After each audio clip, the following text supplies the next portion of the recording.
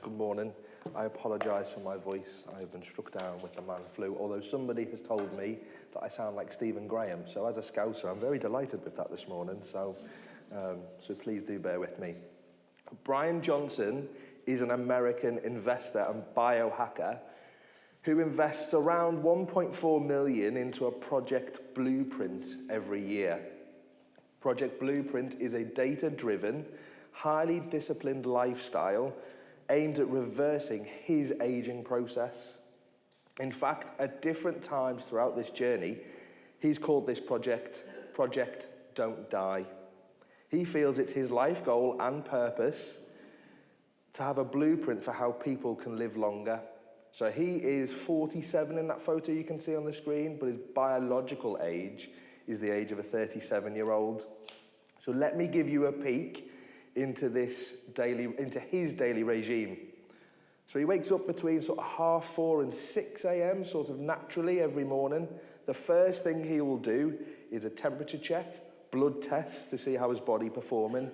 He uses various different types of light therapies due to the lack of natural light that he gets living in America. He does breathing exercises.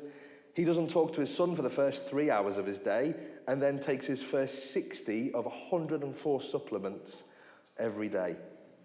He then does a workout for around 90 minutes in the morning with infrared therapies to help his muscles recover afterwards. And by 11 o'clock, so about now, he's eaten his last meal for the day. So when we're all out there having our little biscuit and our cup of tea and cup of coffee, Brian is done for the day in terms of eating. His meals are vegan, to make sure that he gets all the right nutrients and goodness in each day. He'll eat things like the super veggie, which is the one in the middle, the nutty pudding, which is the pink one, and then my personal favourite is the green giant, which I won't tell you what's in it, but it looks disgusting, it sounds disgusting, it is disgusting. Eating by 11 a.m. allows all of his food to be digested, so his resting heart rate is good enough and low enough for him to get a really good night's sleep, because for Brian, sleep is the number one priority. He is in bed by 8:30 p.m. I wish my 4-month-old daughter knew that last night.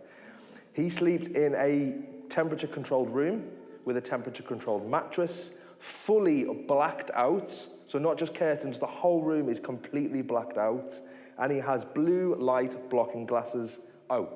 And he has a skincare routine as well, which I won't go into. He's got a full team of scientists behind him as well. He never deviates from his plan. He never misses a temperature check. He never misses a blood test. He never misses a workout. He never misses a meal. Everything that Brian does has a purpose behind him. This and that is his life. This morning, we're going to be thinking about our purpose as Christians. So in the passage that Mike read to us, we're going to come across one of Paul's probably most famous quotes and verses in verse 21.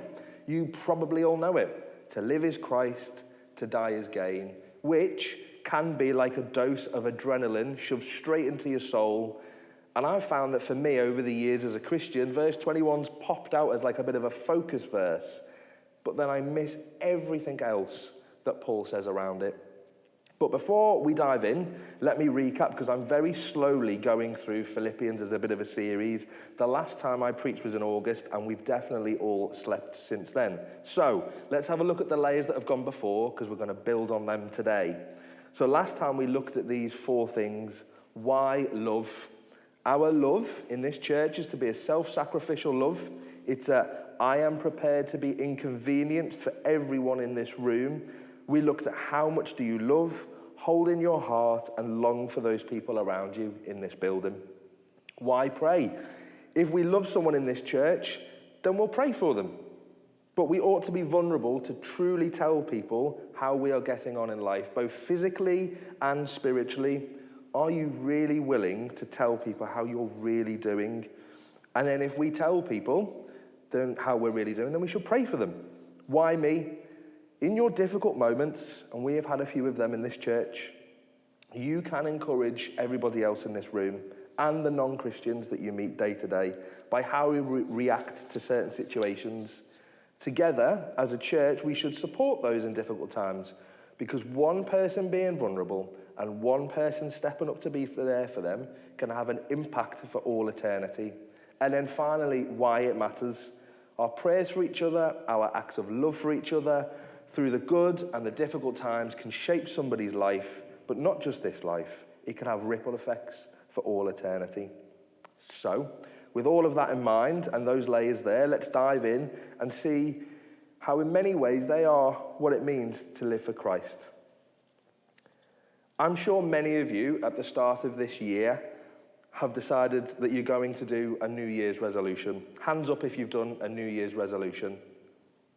Don't worry, I'm not going to call you out. That's good. Okay, that's interesting. Nobody's done a New Year's resolution.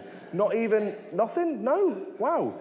I did not expect that. I was going to say, don't worry, I'm not going to put anybody on the spot, but I don't need to now. So you may have said, or you may have thought, I'm going to get my golf handicap down, or I just want to hit the golf ball in a straight line, which I've said many times. I'm going to start running X amount of times a week. I'm going to be more present with my family and my kids by not being on my phone as much. And this is my personal favourite because I've definitely said this. I'm going to go to the gym.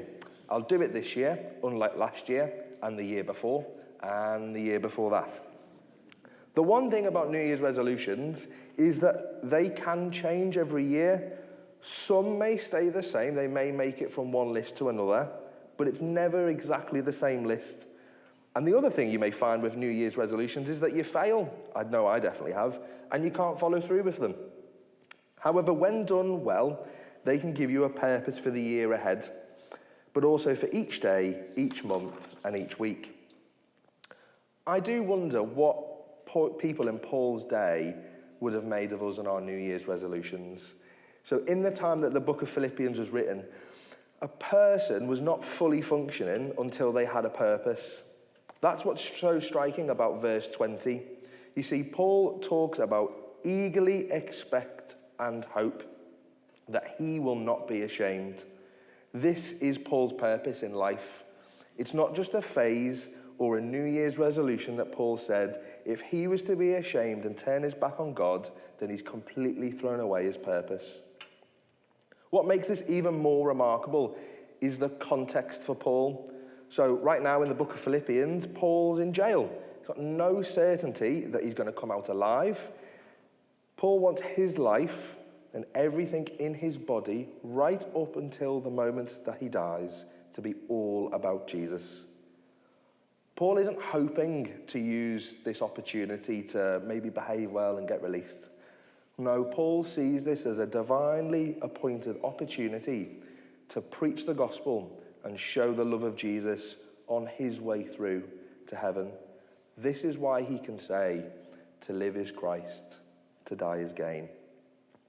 Paul is showing us and the Philippians that every Christian has a purpose to live for Jesus in every situation and set an example to help others grow and encourage them in Jesus. Paul had a Jesus-shaped life.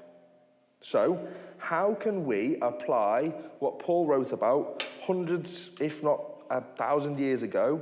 Because it's quite hard. When you look at Paul's circumstances, he's in prison, he's been locked up. And I look at my life and I go, and you might look at your life and say, I'm not in jail. And I'm not facing death for what I believe in. In fact, you may think, I don't have any opposition to me being a Christian in my life.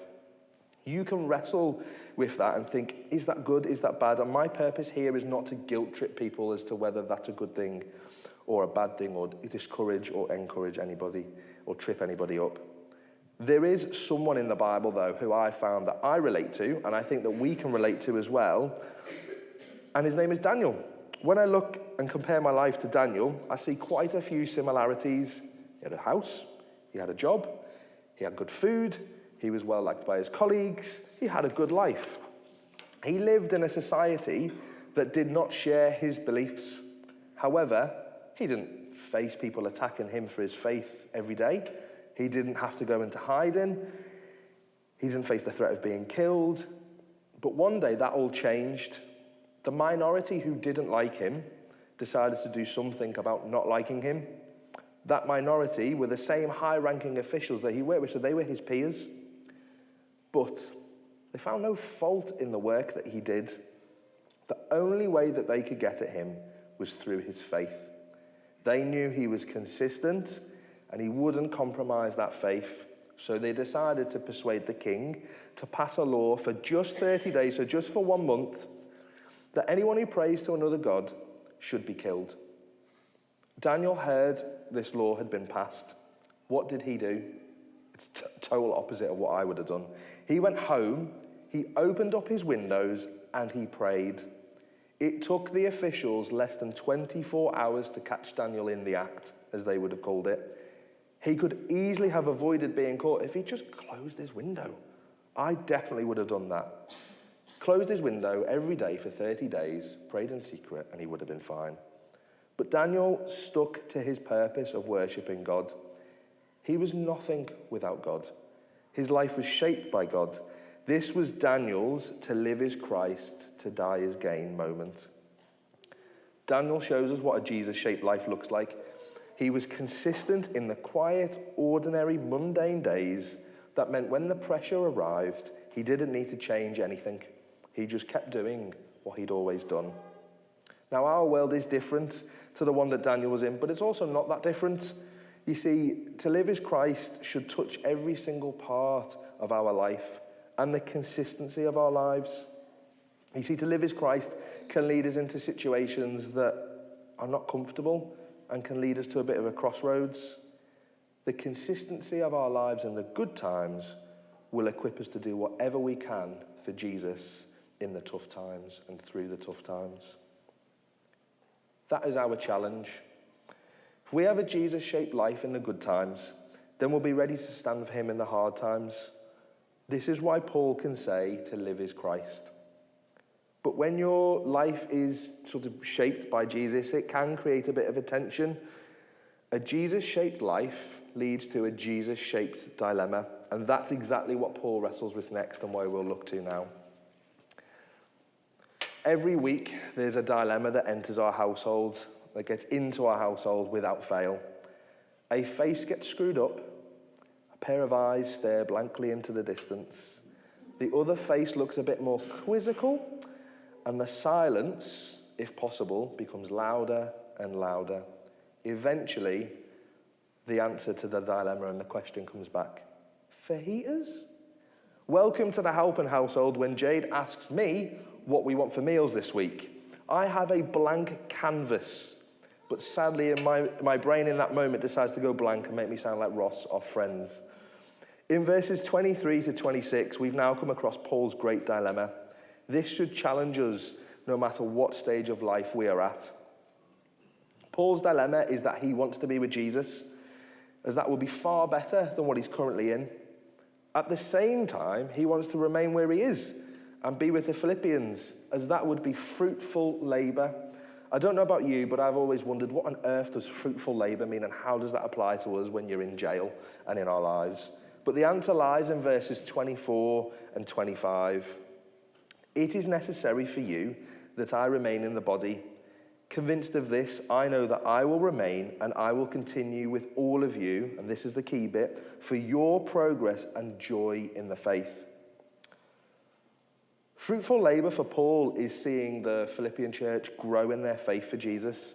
To Paul, Jesus is his life, seeing people come to faith in Jesus and growing in faith. In that same faith is his life.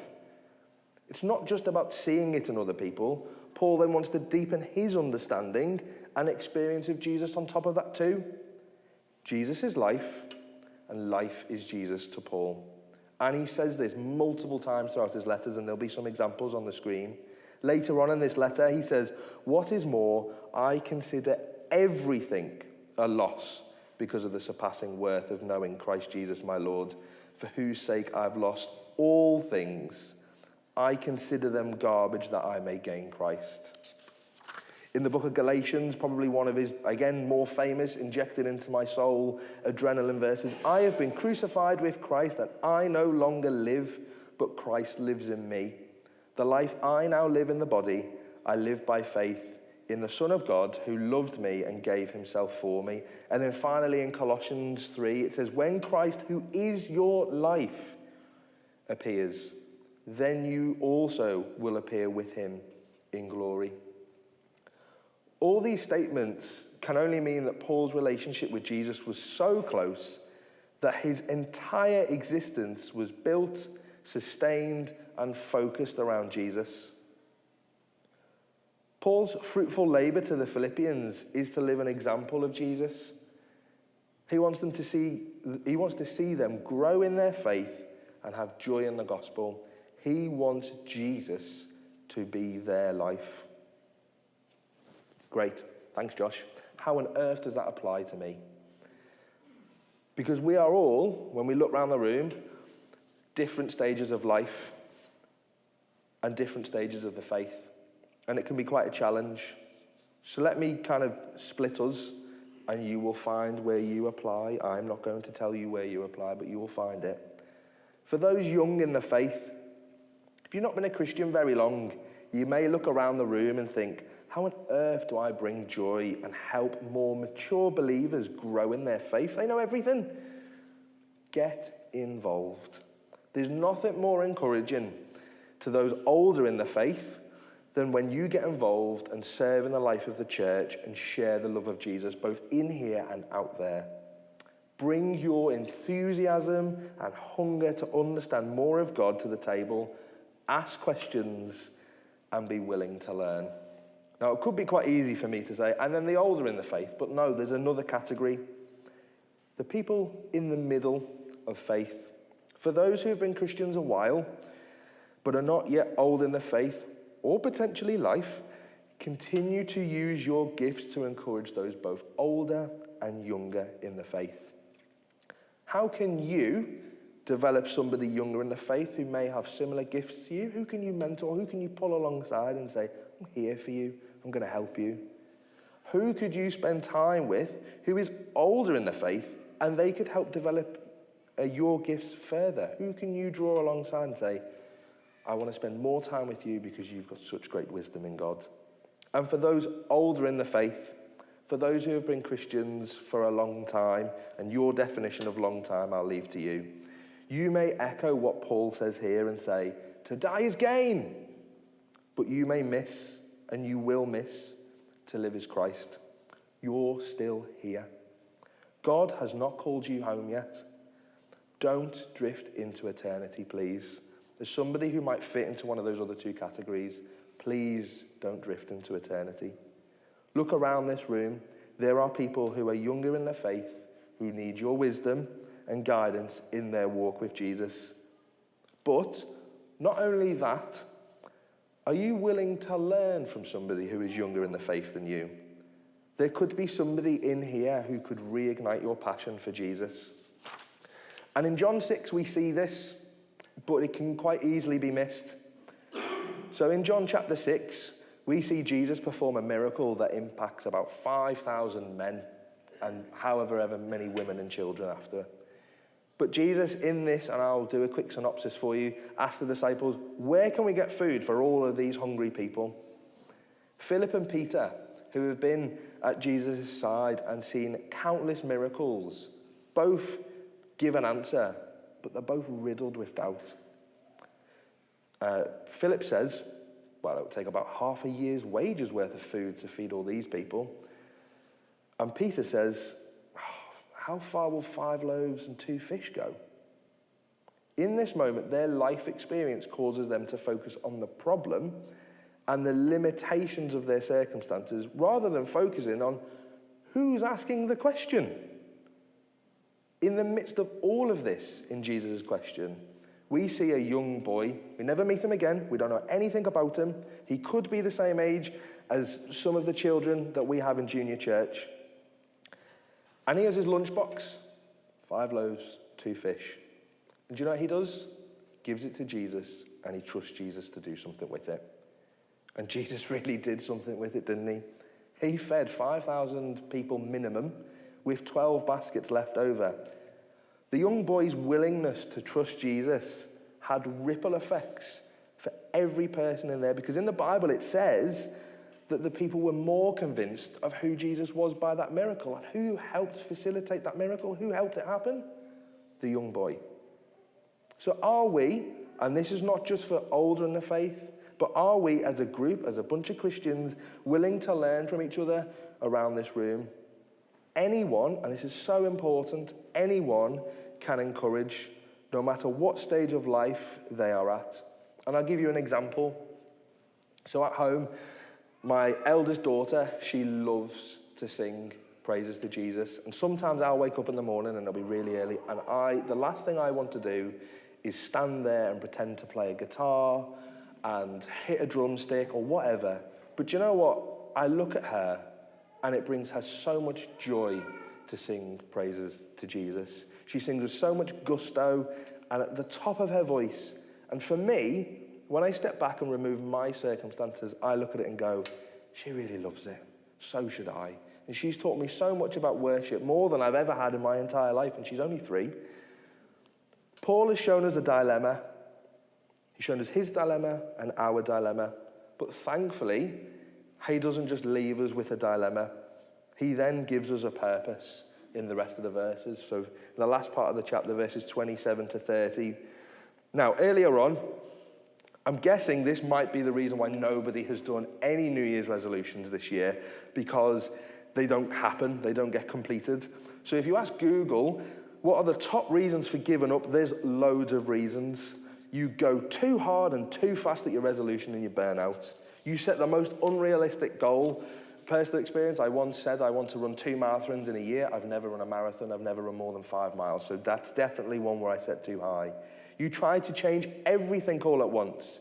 You don't have a plan. I'm just going to do this. I'm going to hit my golf ball straight and I have no idea how to do it. You ignore or forget why you're doing something. You don't quite get the early results that you had, you think that you would have at the start, so you give up. You're too busy. 40% of all resolutions fail because we're just too busy. Or you find it boring. Definitely had a few of them. You may have been challenged this morning. I pray that you have been by what God has said to you, which is fantastic. You may already have been in a place where you've said to yourself, I'm going to do some church-related resolution this year, whatever that may be. So how do we make sure that none of these resolutions, these church resolutions, have a failure reason like above, like I've just mentioned? Paul gives us the answer in verse 27 with a clear command. Whatever happens. Or you could say, regardless of what you will face, no matter what comes next, in every circumstance, we are to conduct ourselves in a manner worthy of the gospel of Christ. That's how we keep focused. We realize that we're not actually doing this for ourselves. Whatever that church-related resolution is, whatever we do, we're not actually doing it for ourselves. We're doing this because of Jesus, for Jesus. He came into this world and lived the perfect life that we could not live. Died the death that we deserve for all the wrong things and all the bad things that we have done. I was listening to a sermon and I'd never thought about it this way, but Jesus faced a dilemma when he was going through his journey to the cross. He cries out to God the Father in Luke 22 and says, Father, if you are willing, take this cup from me, yet not my will, but yours be done. So Jesus was wrestling. He had a dilemma, but he willingly handed himself over to Judas and the Pharisees. He was beaten, he was whipped, and nailed to the cross for you. But not only did he do that, and this is the best part, 3 days later, he rose again and defeated death. You see, Jesus knew his purpose. His purpose was to save you. His purpose was to rescue you for no other reason than he loves you. How does this help us? Jesus was willing to go through all of that for us, then we can go through anything for him. Not because we have to, but because we want to. Our purpose is to show that same love he showed us, both in this church and outside of it. This is our Jesus-shaped purpose. And then the second strand of it, which is the rest of verse 27, says, then whether I come and see you or only hear about you in my absence, I will know that you stand firm in the one Spirit, striving together as one for the faith of the gospel. This church, this group of people, is to strive together as one. If we have a Jesus-shaped life, then we will pray for each other, encourage each other, and we'll all have the same aspiration to spread the love of Jesus in Hadley. There is quite a lot to unpack in the rest of verse 27, but God's really been putting on my heart being as one. Why is being as one so important? Above our garage at home, after much painstaking time and frustration from my end, I got some cluster lights up. So I've put some cluster lights around our garage. And when you see them turned on, it looks really beautiful. Especially from a distance, as you walk up the hill, it's like, that's so nice. Look at that. Look at those lights. They light up the garden. However, after a few days of me putting them up, there were a couple of sections that started to go wrong. They were a bit dim. They were flashing, they weren't working.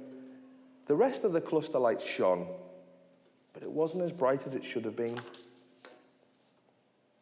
In Matthew chapter 5, Jesus says that we are all lights in this world. Now, the purpose of a light is to shine and be visible, to break through the darkness. You see, we are all individual lights that have been brought together, like my cluster lights, for example, to shine for Jesus in Hadley. So why is it so important to be as one? If we are not one, then this church will not shine as bright as it should in Hadley. The light of this church will not break through the darkness for Hadley. We cannot let each other get in the way of our Jesus-shaped purpose as a church. Paul's words are not a slogan for a mug. They are a blueprint for life. To live as Christ means that every day, every season, every age, every gift, every joy, every hardship becomes an opportunity to show the world who Jesus is. And to die as gain means that the worst thing that could ever happen to us, to you, has already been defeated by the cross.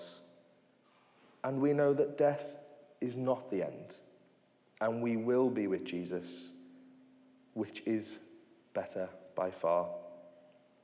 So while we are here, we live with purpose, not drifting, not coasting, not waiting for someone else to step up and do it for us, but standing firm in one spirit, striving together as one for the faith of the gospel. Imagine this church, where the young encourage the old strengthen the young, and every single person says, my life is Christ, my purpose is Christ, my joy is Christ, and finally, to live is Christ, to die is gain. Let's pray.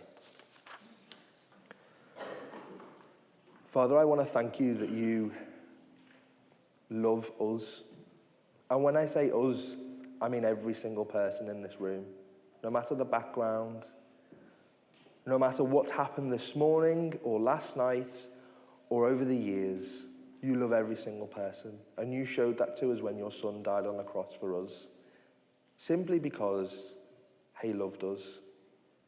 I thank you that through the hard times, you were always there. And I pray that this church, Lord, as a collective, as a group, we would strive as one. We would encourage, we would lift, we would pull each other through. There are people in this church whom we know, and some whom we don't know are going through really difficult times at the moment. I pray that we would be sensitive, we would be willing to listen, and we would show that same love that Jesus has for us to each other in this room, and for the town of Hadley too. That as this church shines as a light on a hill, you say in your word, don't put your light under a basket. Help us not to do that. Help us to point people to Jesus and to lead him there, Lord. Thank you that you have given us a Jesus-shaped purpose, a Jesus-shaped life, a Jesus-shaped dilemma. But ultimately, you are with us and you love us. So help us now, Lord, as we go from this place. I pray, Lord, as you've spoken to me this week, I pray that you would have spoken to each and every single person in this room, that they would take just one thing away and apply it to their lives, Lord.